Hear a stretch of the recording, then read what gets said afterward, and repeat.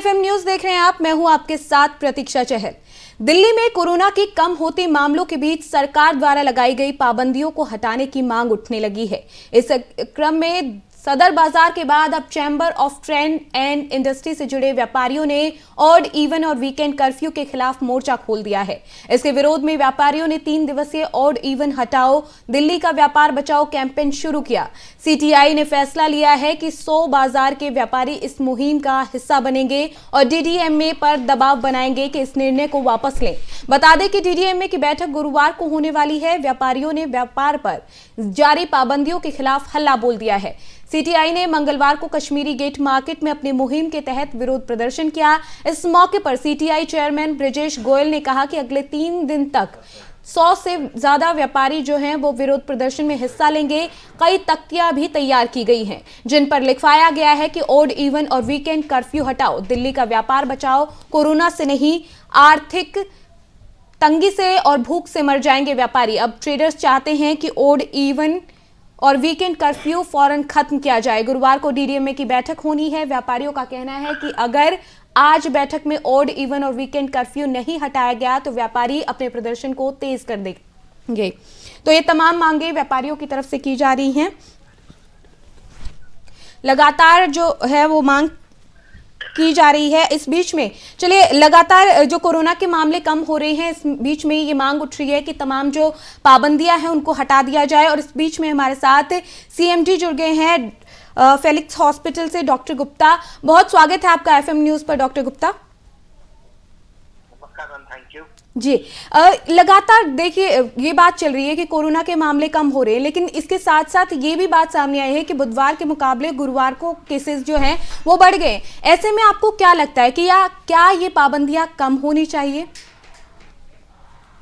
देखिए, अभी जो है हम बात करें पूरे देश की तो दिल्ली और मुंबई वगैरह में तक पीक आ चुकी है और जी बीनिंग स्टार्ट हो गई, केसेस थोड़ा कम होना शुरू हो गए। लेकिन अभी अब 1-2 हफ्ते क्रूशियल रहेगा जिसमें केसेस थोड़ा बहुत बढ़ घट सकते हैं। तो कहीं ना कहीं हमें 1-2 हफ्ते थोड़ी सावधानियां बरतनी चाहिए और जो रेस्ट्रिक्शंस हैं वो एकदम नहीं छोड़नी चाहिए, धीरे धीरे कम करनी चाहिए सो दैट कि ऐसा ना हो नंबर एकदम बढ़ जाए। हमारा हम सबको पता है बड़ा कॉन्टेजियस है और सबसे बड़ा जो फोकस है जो व्यापारियां हैं, चाहे हमारे इंडस्ट्रियलिस्ट हैं, चाहे हमारे एंटरप्रेन्योर्स हैं, सबको टीकाकरण पे जोर देना चाहिए सरकार को भी। टीकाकरण अभी भी बहुत सारे लोगों को नहीं हुआ। इवन 10% ऐसे लोग हैं जिनको फर्स्ट डोज मिलने लगी है। अब 20% ऐसे लोग हैं जिनको सेकेंड डोज नहीं लगी। बूस्टर डोज के लिए बहुत सारे लोग एलिजिबल है जिनको बूस्टर नहीं लगी अभी। 50% बच्चों को या 60% बच्चों को बूस्टर लगी है, एलिजिबल है। इसके अलावा जो 15 साल से कम बच्चे हैं उनके लिए बूस्टर डोज अलाउ होनी चाहिए। मुझे लगता है कि इन लोगों को 6 महीने हो गए, उन सबके लिए बूस्टर डोज को खोल देना चाहिए सो दैट जल्द से जल्द हम लोग लोगों को इम्यून कर सकें। जी बिल्कुल डॉक्टर गुप्ता, लगातार ये वैक्सीनेशन को लेकर जागरूक करने की कोशिश भी की जा रही है, लेकिन बावजूद इसके कहाँ ऐसी कमी रहेगी कि लोग अभी भी वैक्सीनेशन से डर रहे हैं, कम आगे आ रहे हैं और अभी भी बच रहे हैं कि वो वैक्सीन ना लगवाएं? कुछ लोग तो हर समाज में डर रखते हैं, उनके अंदर इंजेक्शन का भय होता है, साइड इफेक्ट का भय होता है, बहुत सारी चीजों का डर होता है, ठीक है। लेकिन एक्चुअली ये हमारी और आपकी जिम्मेदारी है, सरकार की जिम्मेदारी है, बुद्धिजीवियों की जिम्मेदारी है, प्रशासन की जिम्मेदारी है, सेलिब्रिटीज की जिम्मेदारी है कि सब लोग मिलके सब लोगों को अवेयर करें, एजुकेट करें, उन लोगों को बार बार बताएं कि भाई वैक्सीन के फायदे क्या है। तो हम बार बार बताएंगे कि वैक्सीन के फायदे अनेक हैं और नुकसान बिल्कुल नहीं है, तो डेफिनेटली लोग इसके लिए आगे बढ़ के आएंगे और वैक्सीनेशन लगाएंगे। और बहुत सारे लोगों ने लगवाया हुआ है, 163 करोड़ से ज्यादा लोग वैक्सीन लगवा चुके हैं। एक कम नंबर नहीं है, क्योंकि कुछ लोग बचे हुए हैं अभी भी बहुत सारे जिनको बूस्टर डोज बची हुई है बहुत सारे लोगों की। तो बूस्टर डोज तो हमें लगता है फोकस करना चाहिए जी। सरकार को चाहिए कि 6 महीने बाद कितने लोगों को सबको बूस्टर डोज की आवश्यकता है। जी चलिए, बहुत शुक्रिया डीके गुप्ता जी, आप हमारे साथ जुड़े और तमाम जानकारी आपने यहाँ पर साझा की। दर्शकों से भी हम यही अपील करेंगे कि वैक्सीन को लेकर अपने जो है आगे आए, कोशिश करें कि वैक्सीन लगवाएं, क्योंकि यही समाधान है और लापरवाही ना बरते। अगर ये पाबंदियां हट भी जाती हैं तो उसके बाद भी खतरा कोरोना का टलता नहीं है। तो ऐसे में लोगों के लिए बहुत जरूरी है कि पाबंदियां हटने के बाद भी सावधानी जरूर बरतें।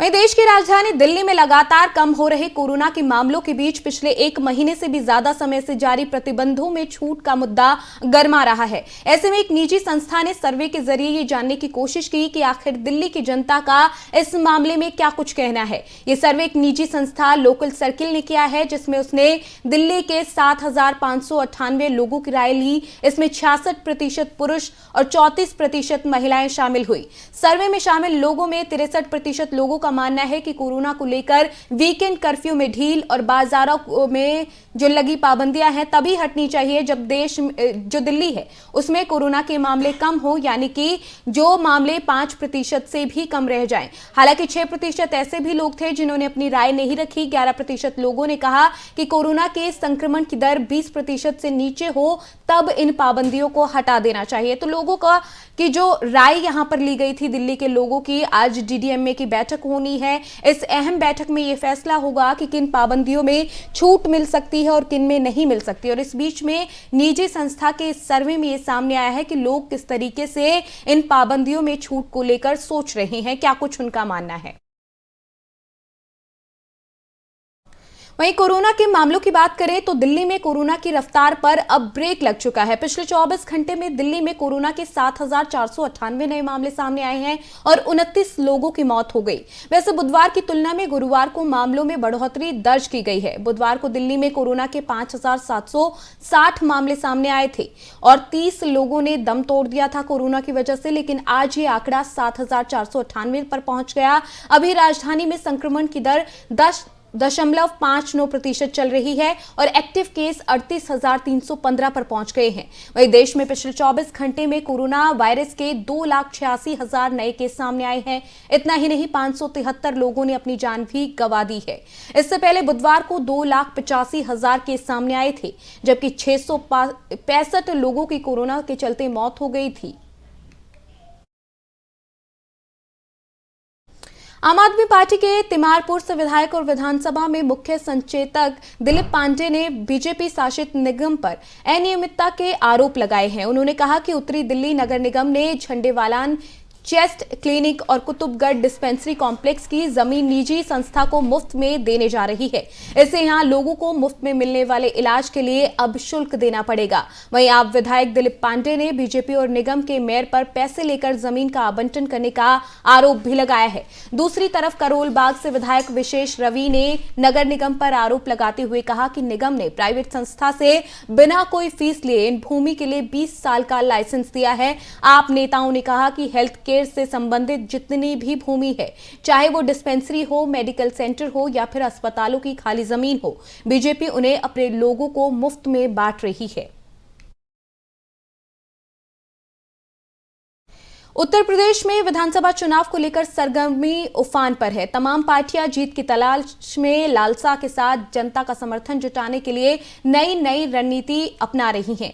वहीं पहले चरण के मतदान से पहले बीजेपी भी पश्चिमी यूपी में अपनी पूरी ताकत झोंक रही है। इन सब के बीच बीजेपी के स्टार प्रचारक घर घर जाकर वोट मांगेंगे और कार्यकर्ताओं प्रत्याशियों को जीत का मंत्र भी देंगे। बता दें कि बीजेपी के राष्ट्रीय अध्यक्ष जेपी नड्डा उत्तर प्रदेश के शाहजहांपुर के दौरे पर हैं। वह यहां पर कई संगठनात्मक बैठक करेंगे। वहीं विधानसभा चुनाव के मद्देनजर नड्डा कार्यकर्ताओं और पार्टी पदाधिकारियों को जीत का मंत्र देने के साथ ही उनका मार्गदर्शन भी करेंगे। वहीं केंद्रीय गृह मंत्री अमित शाह यूपी विधानसभा चुनाव के मद्देनजर मथुरा और गौतम बुद्ध नगर में प्रचार करेंगे। वो वृंदावन में श्री बांके बिहारी मंदिर में दर्शन भी करेंगे। साथ ही समर्थन जुटाने के लिए मथुरा में मतदाता संवाद भी किया जाएगा। इसके बाद अमित शाह गौतम बुद्ध नगर पहुंचेंगे। वो यहां के दादरी में डोर टू डोर कैंपेन के तहत वोट की अपील भी करेंगे। तो तमाम पार्टियों के साथ साथ बीजेपी भी अपनी पूरी ताकत झोंकने में लगी है। अमित शाह जहां ग्रेटर नोएडा में पहुंचेंगे, दौरा करेंगे गाजियाबाद का राजनाथ सिंह, और इसके साथ साथ जेपी नड्डा की तरफ से पहले ही शाहजहांपुर में जो है उनका दौरा भी तय है। वहां पर वो संगठनात्मक बैठक करेंगे, कार्यकर्ताओं के बीच में पहुंचेंगे, जीत का मंत्र दिया जाएगा। तो ये कहा जा सकता है कि बीजेपी अपनी तरफ से कोई कोर कसर नहीं छोड़ना चाहती और तमाम कोशिशें उनकी तरफ से की जा रही हैं कि किसी भी हाल में जो पार्टी है वो कहीं से भी कमी ना रहे, उनकी जीत के आसार जो है वो और गहरे होते जाएं। लगातार कोशिश जो है पार्टियों की तरफ से की जा रही है। और इस बीच में अमित शाह पहुंचेंगे। अमित शाह का दौरा है गौतम बुद्ध नगर का, ग्रेटर नोएडा पहुंचेंगे, मथुरा में भी जाएंगे, श्री बांके बिहारी मंदिर में दर्शन भी करेंगे और साथ ही कार्यकर्ताओं से भी बात करेंगे, मतदाताओं के बीच में भी पहुंचेंगे, लोगों से भी बात करेंगे। तो तमाम जो है कोशिशें उनकी तरफ से की जाएंगी। डोर टू डोर अभियान भी चलाया जाएगा। जेपी नड्डा यूपी के शाहजहांपुर के दौरे पर हैं, कई संगठनात्मक बैठक करेंगे।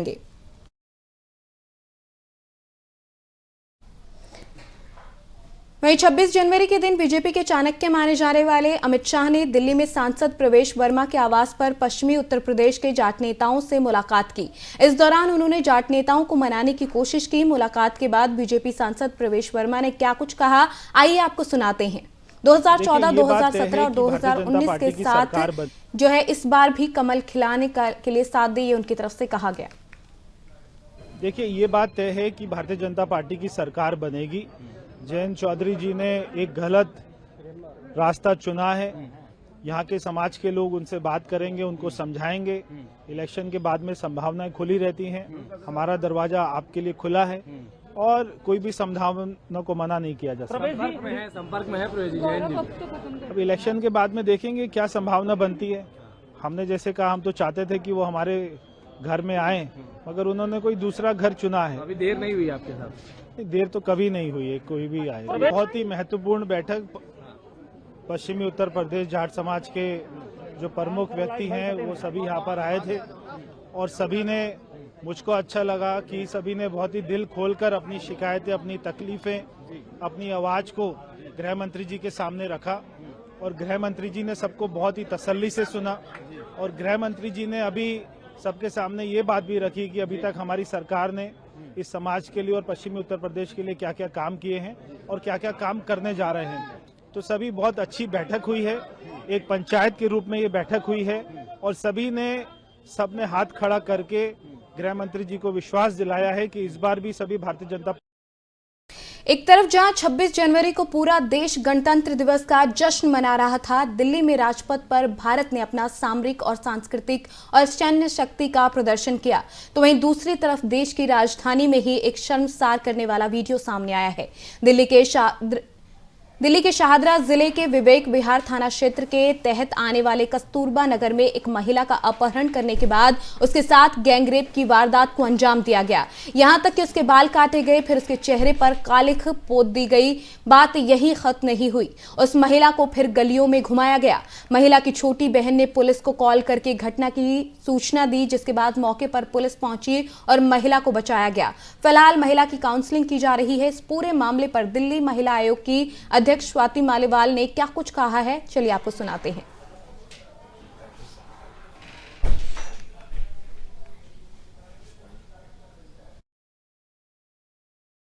मानवता को शर्मसार करने वाली एक घटना सामने आई है, जहां पर एक महिला के साथ जहां पर बदसलूकी हुई, उसके चेहरे पर कालिख पोती गई, बाल काटे गए, गलियों में उसे घुमाया गया। छोटी बहन की सूचना के बाद पुलिस मौके पर पहुंची और महिला को बचाया गया। तो मानवता को शर्मसार करने वाली ये घटना, एक तरफ जहां देश में गणतंत्र दिवस का पर्व मनाया जा रहा था, ऐसे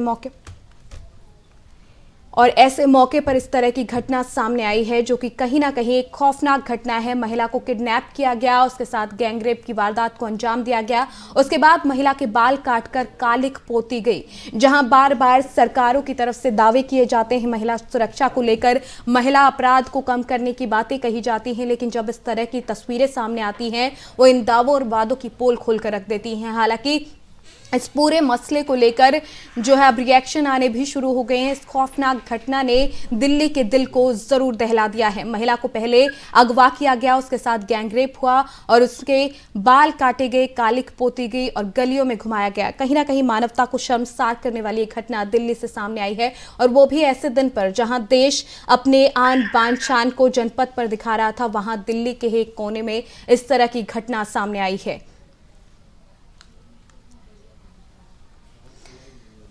तो दिल्ली से ये खबर आप तक पहुंचा रहे हैं, जो कि मानवता को शर्मसार करने वाली ये खबर सामने आई है।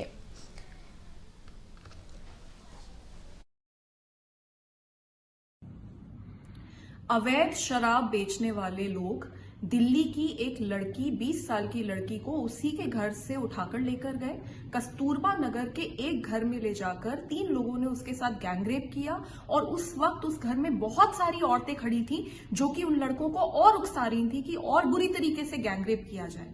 इस लड़की का सर के बाल काटकर उसको गंजा कर दिया गया, उसको चप्पल की माला उसके ऊपर लगाई गई और उसके बाद उसके पूरे मुंह को काला करके बहुत बुरी तरीके से मार पीट कर उस लड़की को पूरे इलाके में 1 घंटे तक घुमाया गया।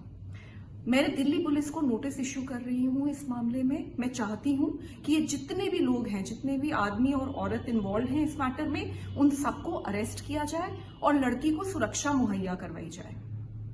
ये जो शराब बेचने का, अवैध शराब बेचने का दिल्ली में बहुत बड़ा गोरख धंधा चल रहा है, हर गली में धंधा चल रहा है, इसको रोकना बहुत जरूरी है और इन क्रिमिनल्स के ऊपर शिकंजा कसना बहुत जरूरी है। और इसी खबर पर ज्यादा जानकारी के साथ मेरे सहयोगी कपिल चौधरी हमारे साथ यहाँ पर जुड़ गए। कपिल, दिल्ली से मानवता को शर्मसार करने वाली एक घटना सामने आई है, अगर पूरा मामला अभी तक पता चल पाया हो तो क्या कुछ ये पूरा मामला है? देखिए, ये एक दरिंदगी की हद जो है वो पार हो जाती है। कस्तूरबा नगर में 20 साल की जो महिला है, युवती है, उसके साथ में अवैध जो शराबी है और अवैध शराब का कारोबार करने वाले जो लोग हैं उनके द्वारा गैंगरेप किया गया है। महिला को गंजा किया गया है, उसको चप्पलों की माला तक पहना दी गई है। ये जो दरिंदगी है ये सामने निकल कर आई है, लेकिन पुलिस का अभी तक इस पर कोई रिएक्शन नहीं है। मामले की जांच चल रही है, पुलिसकर्मियों का कहना है कि मामले की जांच चल रही है। इस पर स्वाति मालीवाल जो महिला आयोग की अध्यक्ष है दिल्ली से, उन्होंने दिल्ली पुलिस को नोटिस जारी किया है और पूरे मामले की पूरी स्पष्ट जांच जो है उनसे कराने की बात कही है। जिस तरह से बात की गई है तो दिल्ली पुलिस से हमारी टीम की जब बात करने की कोशिश की तो इसमें दिल्ली पुलिस के जो अधिकारी हैं उनका अभी पुलिस जो है कुछ भी इस मामले पर कहने से बच रही है, लेकिन देखा गया कि जिस तरह से इतनी बड़ी शर्मसार कर देने वाली घटना है तो कहीं ना कहीं दिल्ली पुलिस पर सवालिया निशान लगाती है। जी बिल्कुल, यहाँ पर ये सवालिया निशान तो कपिल उठ ही रहा है, लेकिन इसके अलावा सवाल ये भी है कि जब इस तरह की इतनी बड़ी घटना होती है, लगातार दावे किए जाते हैं कि देश की राजधानी में सुरक्षा को लेकर तमाम जो है काम किए जा रहे हैं, लेकिन इस तरह की घटना जब सामने आती है और पुलिस अब कुछ बोलने को तैयार नहीं है, क्या किसी अधिकारी से आपकी कोई बात हो पाई है? क्या हमारी टीम लगातार जो है पुलिस अधिकारियों से बात करने के लिए उनको लगातार संपर्क कर रही है, लेकिन अभी तक ये पूरी बात सामने नहीं आ पाई है। तो जल्दी इस बात की जो है पुलिस से बात की जाएगी और जल्दी इस मामले की पूरी गंभीरता से इसकी पूरी रिपोर्ट जो है हम अपने दर्शकों को दिखाएंगे। लेकिन जिस तरह से देश की राजधानी और दिल्ली में इतनी बड़ी शर्मसार कर देने वाली जो घटना हुई है, इससे कहीं ना कहीं दिल्ली पुलिस पर सवालिया निशान लगा है और जो लोग वहां पर आसपास में जो लोग रहते हैं तो कहीं ना कहीं लोगों को भी जागरूक होना चाहिए कि इस तरह की अगर घटना किसी के साथ में घटित हो रही है तो उसका पूर्ण रूप से विरोध करना चाहिए। ये एक मानवता को शर्मसार करना। जी बिल्कुल कपिल, जिस तरह की तस्वीरें सामने आ रही हैं वो कहीं ना कहीं खौफनाक है, क्योंकि इतने लोग वहां पर मौजूद हैं और महिला के साथ जिस तरीके से ये बदसलूकी की जा रही है, हालांकि हम पूरी तरीके से तस्वीरें दर्शकों को नहीं दिखा सकते, लेकिन फिर भी जितनी तस्वीरें हम दिखा पा रहे हैं उसमें वो कहीं ना कहीं बहुत बेचैन करने वाली तस्वीरें हैं।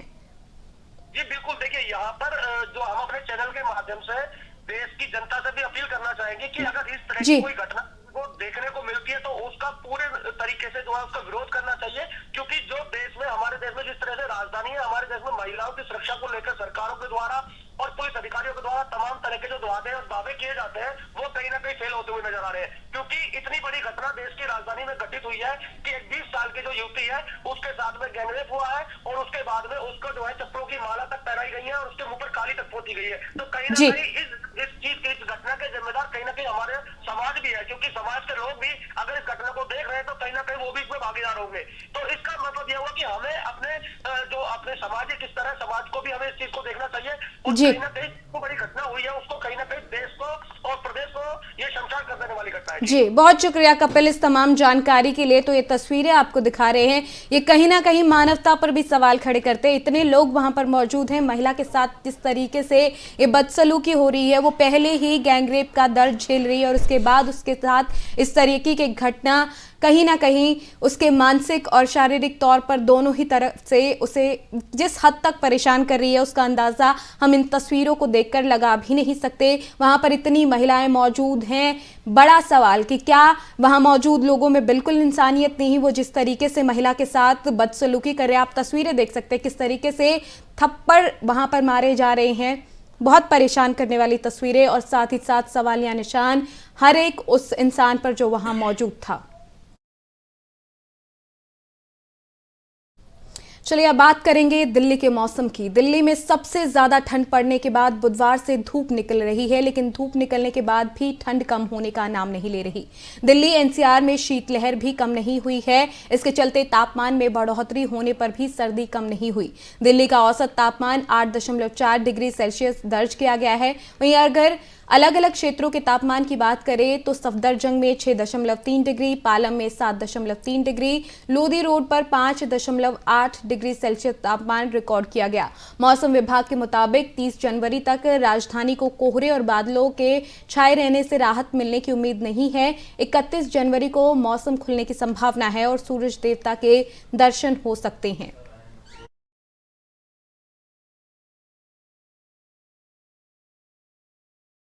चलिए बुलेटिन में फिलहाल मेरे साथ इतना ही। आप देखते रहिए FM न्यूज़। नमस्कार।